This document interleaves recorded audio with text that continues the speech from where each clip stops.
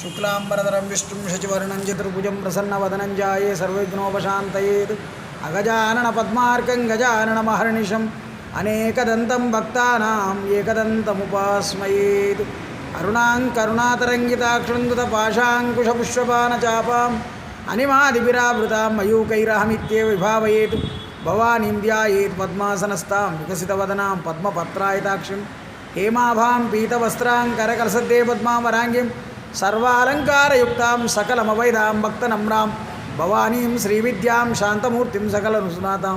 सर्वसम्पद्धात्रीं शान्ताकारं भुजशयनं पद्मनाभं सुरेशं विश्वाधारं गगनसदृशं मेघवर्णं शुभाङ्गं लक्ष्मीकान्तं कमलनयनं योगिवृद्ध्यानगम्यं वन्दे विष्णुं भवभयहरं सर्वलोकैकनाथं मेघश्यामं पीतकौस्तेयवासं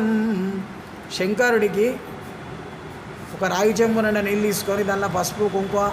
తులసిదళాలు కానీ బిల్వదళాలు కానీ వేసుకొని కాలహర కష్టహర దుఃఖహర దోషహర